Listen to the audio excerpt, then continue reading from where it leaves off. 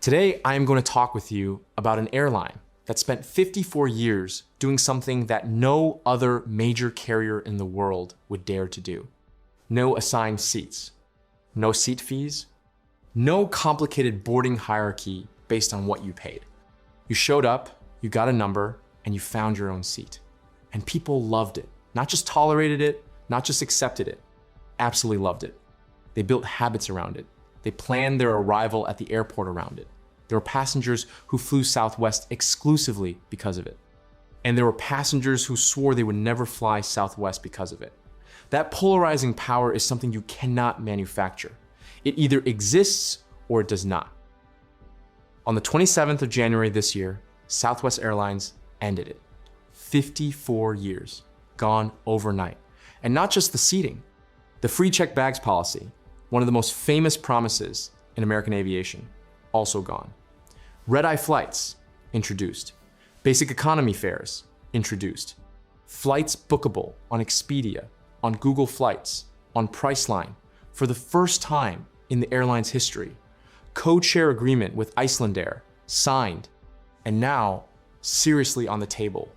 The one thing that would have made Herb Kelleher spin in his grave, a first-class cabin.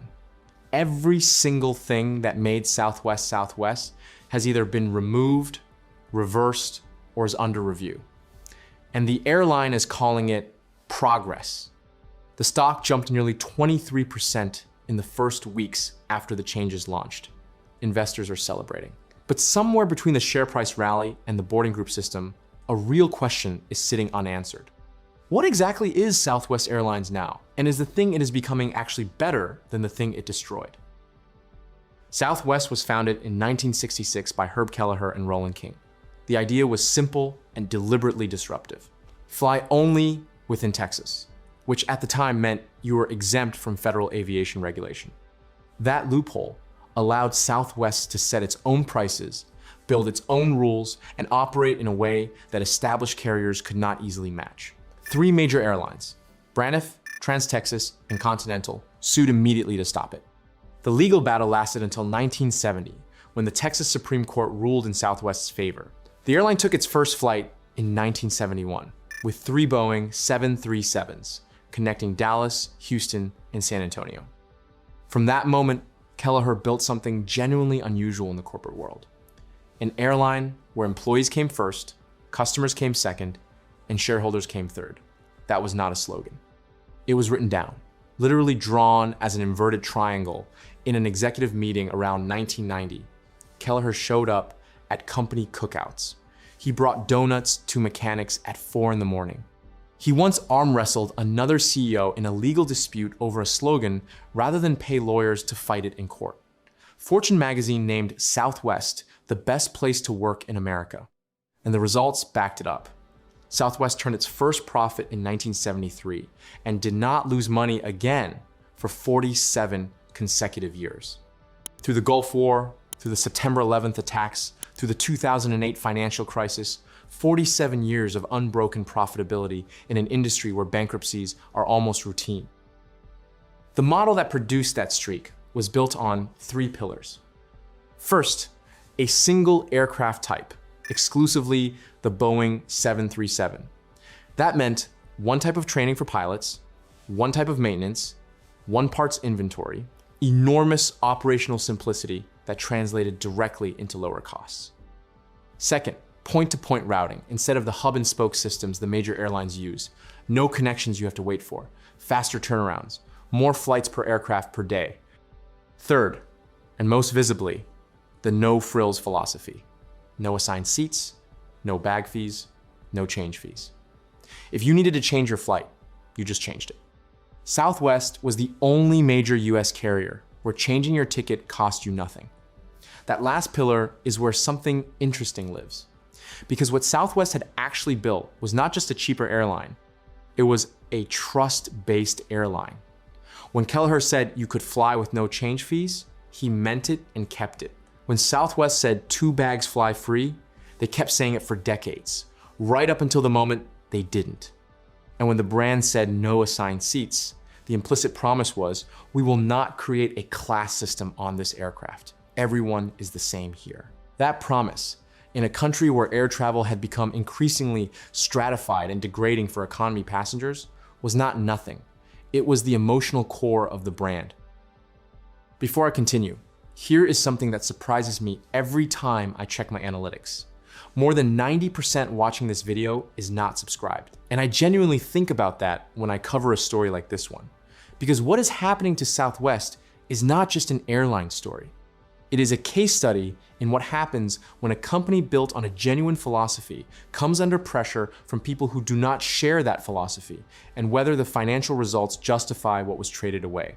That question is one this channel exists to answer properly, with the data and the context that most coverage skips entirely. So if you want to keep getting this kind of analysis, subscribe and hit the bell, and also send this to one person who is totally into aviation.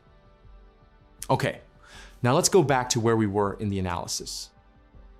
The pressure that broke the model open came from two directions almost simultaneously. The first direction was financial. After 47 years of profit, COVID broke the streak. Southwest lost money in 2020.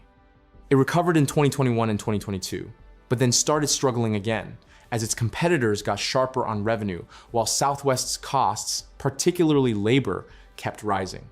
In the fourth quarter of 2023, Southwest lost $219 million. In the first quarter of 2024, it lost another $231 million. That is nearly $500 million gone in 6 months at an airline that had spent 5 decades proving the model worked. The second direction was Elliott Investment Management. In June 2024, Elliott disclosed it had built a stake of nearly $2 billion in Southwest, making it one of the largest shareholders in the company. Elliott is an activist hedge fund. Its business model is acquiring stakes in underperforming companies, pushing for aggressive changes, and extracting value. Elliott's position was blunt. Southwest's model was broken, its leadership was failing, and the company needed to be run more like every other airline. That meant assigned seats, bag fees, premium cabins, and it meant a new CEO, as Elliott pushed hard to remove Bob Jordan from the role. In October 2024, a settlement was reached. Gary Kelly, the long-serving executive chairman who had succeeded Kelleher, stepped down early. 6 other board members went with him. 5 Elliott-backed directors joined the board. Jordan kept his job, but he was now operating under a board that had been shaped by people whose entire frame of reference was shareholder return. And within months, the changes started accelerating. February 2025, Southwest announced its first ever mass layoffs in company history. 1,750 corporate employees cut. Around 15% of the corporate workforce gone. Kelleher had managed to avoid layoffs through wars, terrorist attacks, and global financial crises. The new board achieved it within 4 months of taking their seats. May 2028, 2025, the bags fly free policy ended. The first check bag now costs $35. The second costs $45. A consulting firm had reportedly told the board that bag fees could generate $1.5 billion annually, but might cost the airline $1.8 billion in customers who would switch to competitors. The board approved the fees anyway. And then the seating. In July 2024, Southwest had announced that assigned seating was coming. In January 2026, it arrived. The airline ran 8 million computer simulations to work out boarding logistics. Over 800 aircraft were converted overnight. When the first flights launched on the 27th of January, the operational chief described it as seamless. 3,200 flights operated that day under the new system without significant disruption. That is genuinely impressive execution. The new seat structure is straightforward. At the front of the aircraft and near the exit rows, you have extra legroom seats, offering up to 5 additional inches of pitch compared to standard seats. Then preferred seats toward the front of the cabin, then standard seats at the back. Your boarding group, now one of 8 rather than the old 3, is determined by what you paid, your loyalty status, and where your seat is located. The more you pay, the earlier you board, the better seat you get, which is of course exactly how every other airline in America works. Now here is where objectivity requires holding 2 things at once. Because the financial results so far are genuinely strong, Southwest has guided 2026 adjusted earnings per share to at least $4. That compares to 93 cents in 2025. The company expects first quarter revenue per available seat mile to be up at least 9.5% year over year. The stock was up nearly 23% in the first weeks of 2026, dramatically outperforming the broader airline sector. Susquehanna raised its price target to $55. BMO Capital upgraded the stock to outperform. The market is unambiguously rewarding the transformation. And there are legitimate arguments for why these changes made sense from a competitive standpoint. Southwest survey data showed that 80% of existing customers and 86% of potential customers said they preferred knowing their seat in advance. The airline was losing business travelers to competitors, not because its fares were worse, but because corporate travel managers could not guarantee employees a specific seat or a specific boarding time. Assigned seating removes that barrier entirely. The code share with Icelandair, the distribution deals with Expedia and Booking Holdings, these open Southwest to international passengers and corporate booking systems that previously could not access its fares. These are not arbitrary changes. They are targeted at specific revenue gaps that the old model structurally could not close. But here is the thing that is harder to quantify and harder to dismiss. Southwest's competitive advantage was never just price. It was trust. It was simplicity. It was the sense that this airline was genuinely on your side in a way that American or United were not. That emotional connection translated into customer loyalty that was measurably stronger than any other major US carrier. Passengers chose Southwest even when competing fares were similar because they trusted the experience. The no change fee policy was part of that. The free bags were part of that. Open seating, whatever you thought of the experience itself, was part of the brand identity that said, we are different. We do not play the games that other airlines play. Every single one of those differentiators is now gone, reduced, or in the process of being reversed. What Southwest has left is a single aircraft type fleet and point-to-point routing. Those are real operational advantages, but they are not visible to the passenger at the gate. The passenger at the gate now sees 8 boarding groups, extra legroom upsells, preferred seat fees, and a basic economy tier. They see the same airline they could have flown on any other carrier. There's one more development worth flagging because it tells you exactly where the trajectory leads. Southwest is now seriously evaluating the introduction of a first-class cabin. CEO Bob Jordan has confirmed it is under active consideration, framed as a response to industry-wide premiumization trends. If Southwest introduces a first class, it will be the final piece. The last thing that Kelleher's airline never did. And once that decision is made, there is genuinely nothing left of the original model except the Boeing 737 fleet and the Love Field Gate in Dallas. The question is not whether these changes will generate more revenue in 2026. They almost certainly will.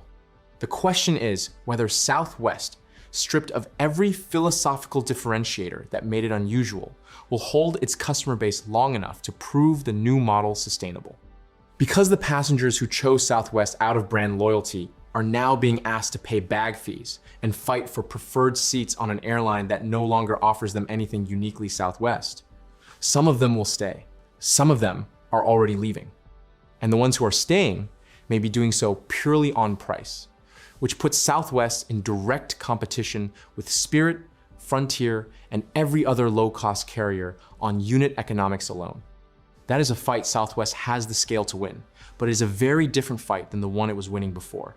Herb Kelleher built an airline on the idea that doing things differently was not just ethically right, it was competitively smart. That the trust you build with employees and passengers is a balance sheet asset, even if it does not appear on one. The new Southwest is betting that he was wrong, and that the model the legacy carriers spent 30 years building is actually the better one. Maybe it is. The numbers in 2026 suggest the market thinks so, but the industry has a long memory, and so do passengers. And what is being tested right now is not just Southwest revenue, it is whether an airline can trade its identity for profitability and come out the other side as something people still care about, or whether it just becomes another option in the drop-down menu when you search for cheap flights to Phoenix. If this made you think differently about what Southwest is becoming, hit the like button and subscribe if you are not already, and I want to know what you think in the comments. Do you believe Southwest made the right call, or did it just hand its competitors the one thing they could never build themselves, which is the reason people actually chose Southwest in the first place? Leave your answer below because I read all of them. Thank you for watching, and I will see you in the next one.